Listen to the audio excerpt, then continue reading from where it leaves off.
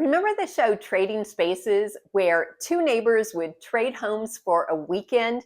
And with the help of an interior designer and a carpenter and a budget of $1,000, they would make over a room in each other's homes. Well, I'm here to tell you, you don't need a designer, a carpenter, or your neighbors. And you certainly don't need $1,000 to totally transform a room in your home. All you need is a little inspiration, some budget-friendly supplies, a few thrift store finds, and 48 hours. And in today's video, I'm going to do exactly that in a young couple's master bedroom. The bedroom I'll be making over is in a home rented by my son Spencer and his girlfriend Madison. And this is how it looked when they first moved in. I was hoping to paint or wallpaper the closet doors, but unfortunately, the landlord wanted the doors left alone. The only way to describe the room right now is drab. Beige walls, beige carpet, and a beige quilt on the bed. They needed some furniture that would provide additional storage, so they brought in Madison's childhood dresser, and I gave them 2 nightstands that I thrifted several years ago but wasn't using anymore. To come up with a design plan, I asked Madison to send me some pictures of bedrooms she liked. The pictures were all quite similar, so it was easy to identify what she liked. A patterned rug in muted colors, large landscape art, a faux tree, black furniture with brass hardware, a beadboard or paneled wall, a bench at the end of the bed, pillows and throw blankets, matching lamps, and neutral-colored drapes. This seemed totally doable. I wasn't allowed to paint the walls, wood trim, or closet doors, but I could paint the furniture. And from the inspiration photos, I knew I was going to paint them black. First, I removed all the handles and popped off some decorative hardware. Then I thoroughly cleaned the dresser and nightstands with liquid sandpaper, which does a good job of removing grime and prepping the surface for paint. Next, I rolled and brushed on a coat of Zinsser synthetic shellac primer. In my opinion, shellac primer is the absolute best primer to use when painting furniture.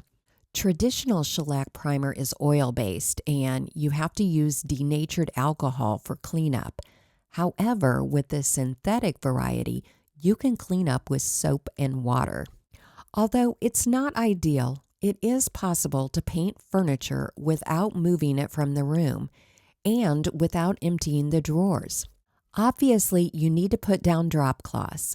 You'll also want to set your furniture legs on pieces of scrap wood or cardboard to raise them up a bit, especially in a carpeted room.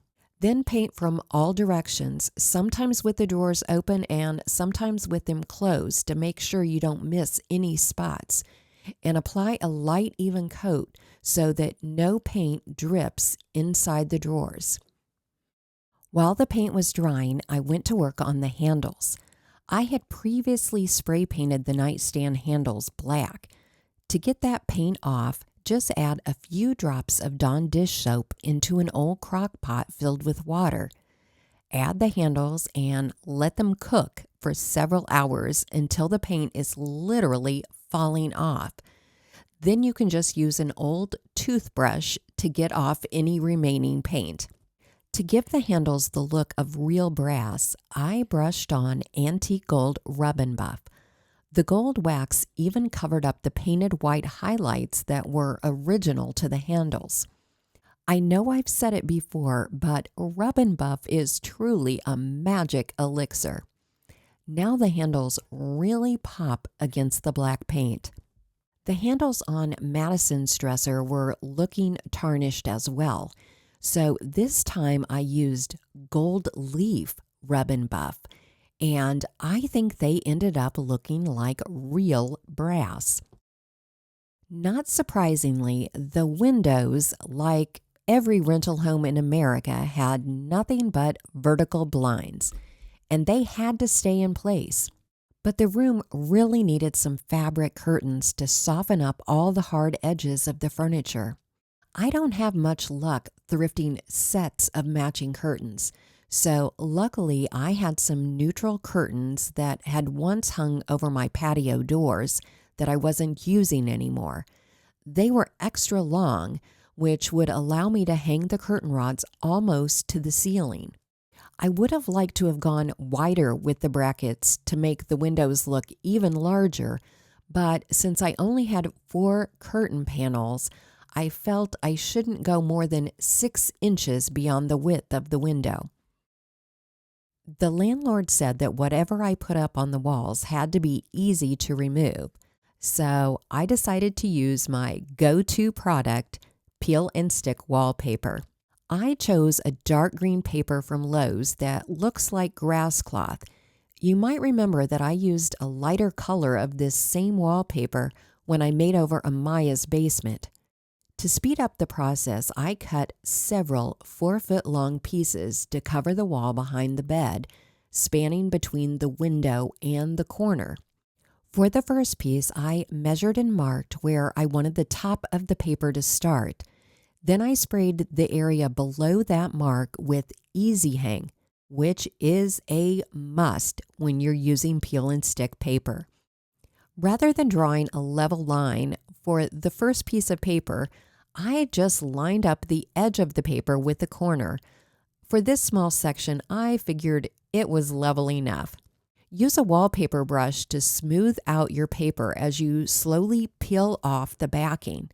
Once it's completely adhered, go back over the paper 2 or 3 times with a plastic wallpaper scraper to make sure the paper is perfectly smooth.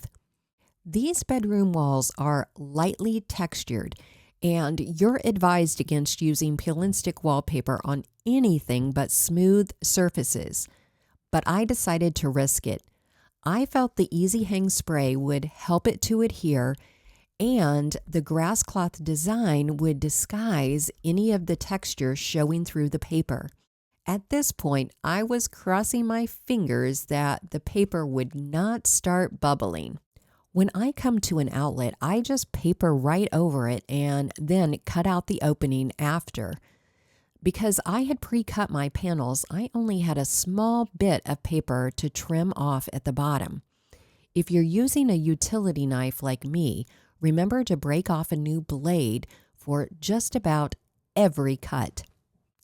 Wallpapering around windows can be a nightmare, so sometimes I take a shortcut. This time I cut a small square from a scrap piece of wallpaper. I cut it just large enough to extend beyond the bottom of the window frame.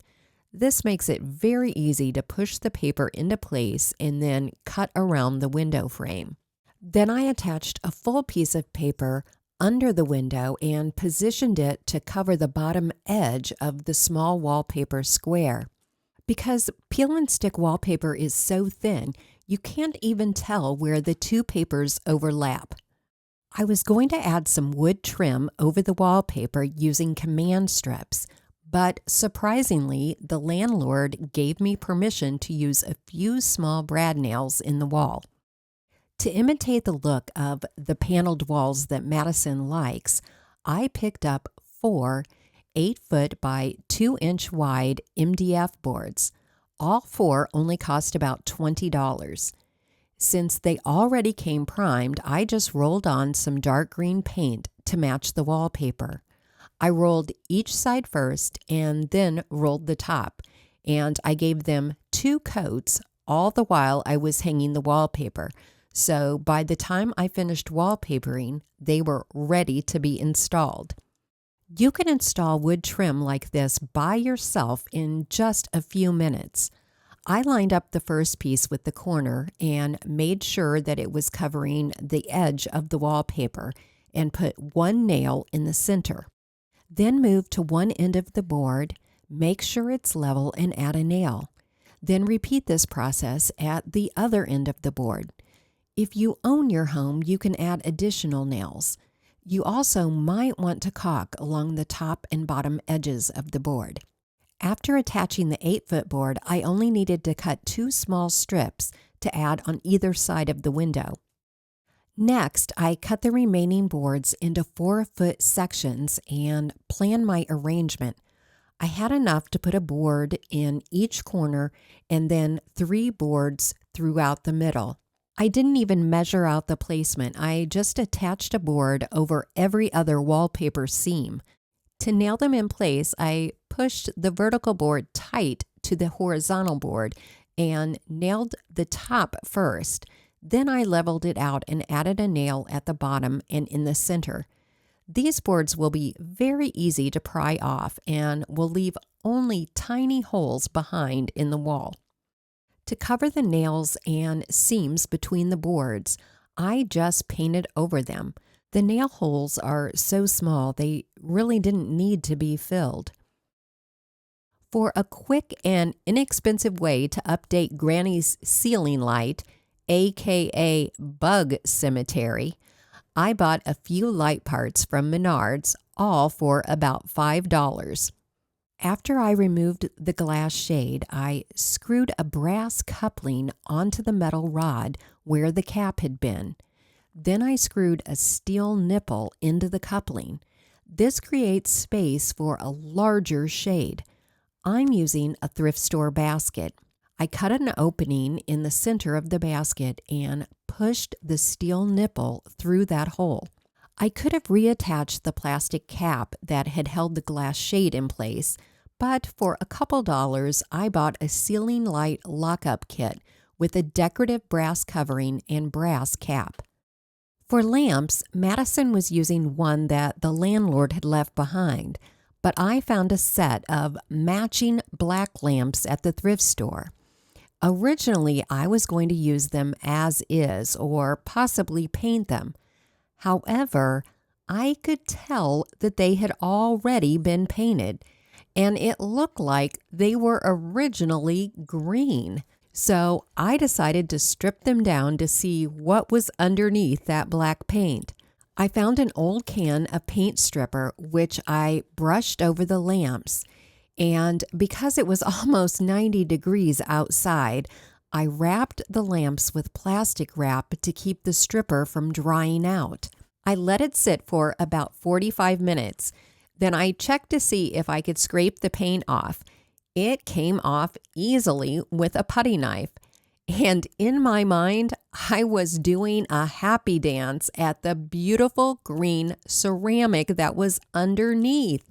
Once I had the majority of the paint off, I used an abrasive sponge soaked in mineral spirits to scrub off any remaining paint specks and residue. Oh my goodness, how gorgeous are these lamps! Even if a room is carpeted, I like adding a large area rug under the bed.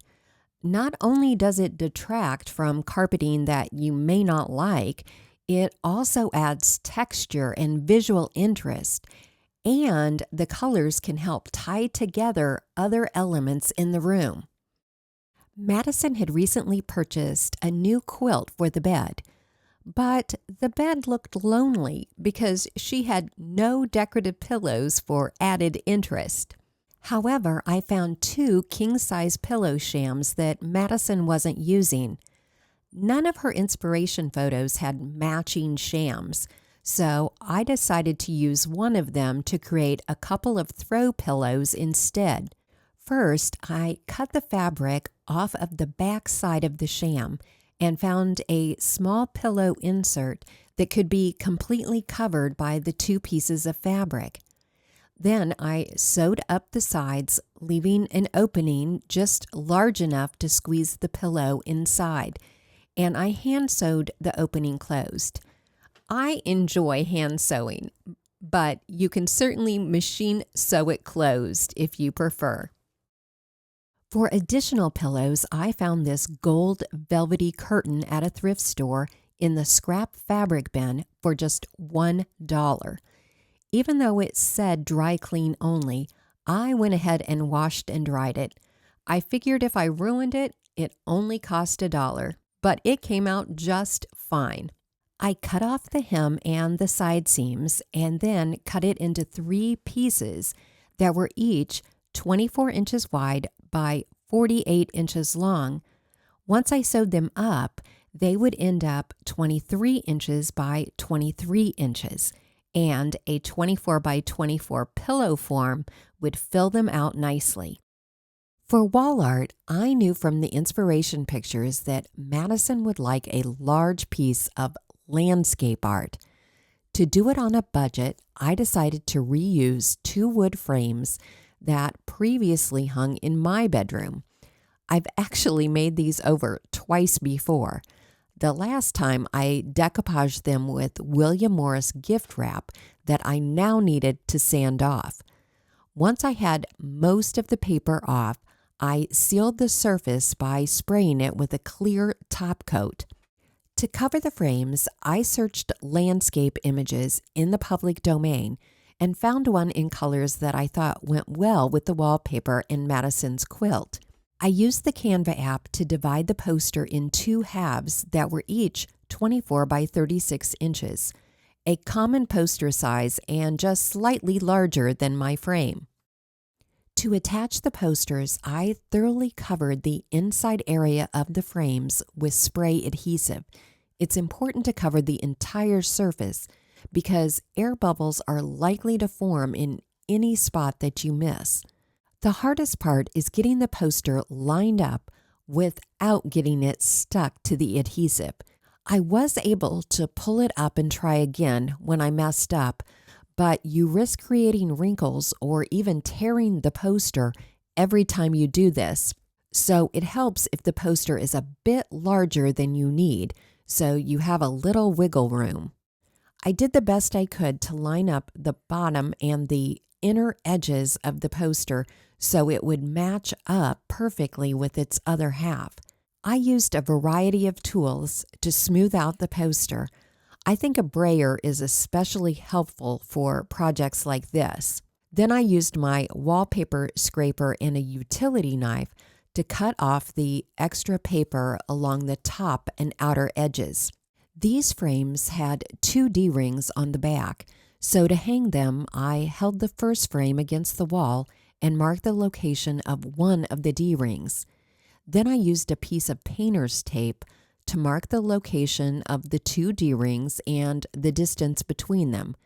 Then I lined up the tape with the pencil mark on the wall and made sure the tape was level.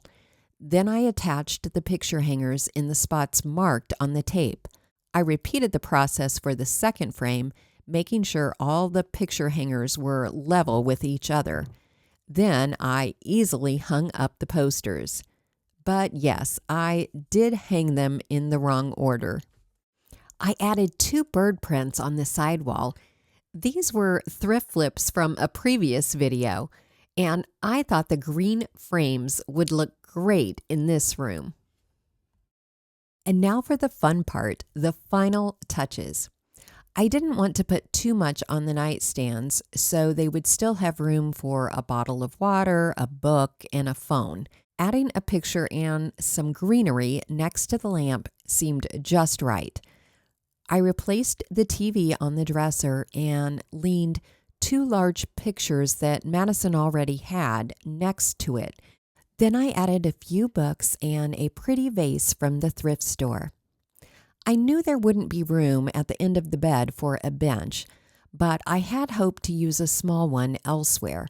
Unfortunately, it just made the room seem crowded, and this large thrift store basket and throw blanket looked much better next to the dresser.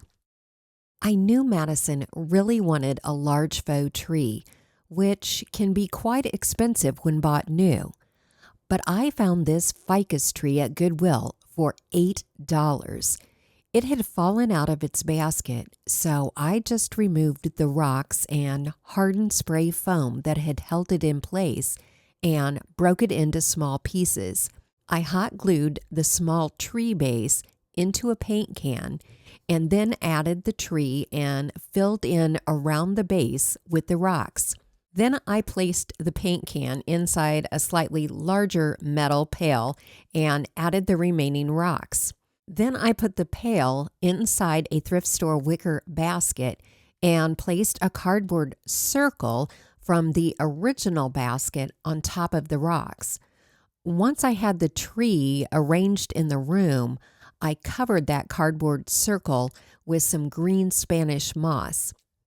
I think it looks pretty good for an $8 tree and a $3 basket. The light switch cover had seen better days, so for a quick and free update, I covered it with a piece of the leftover peel and stick wallpaper.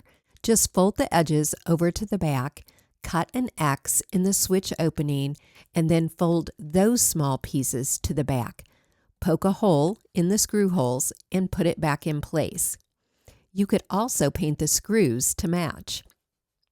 Madison painted the frame on her mirror with the same black paint I had used on the dresser and nightstands, and then I hung it on the wall with 2 D-rings. Before the final reveal, let me give you a quick reminder of how this room looked when Spencer and Madison first moved in. Before I started the makeover, they had added 2 nightstands, a dresser, 1 lamp, and a TV.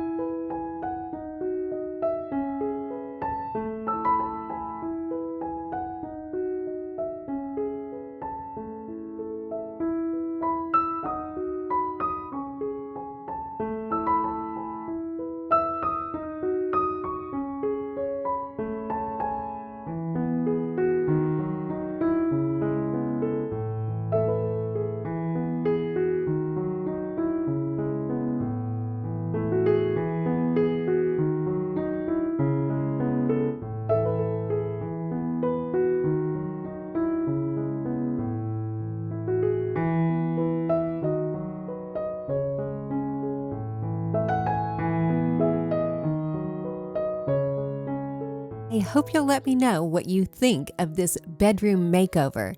And in case you haven't seen them, here are the kitchen and living room makeovers in this same rental home. Thanks so much for watching. See you next week.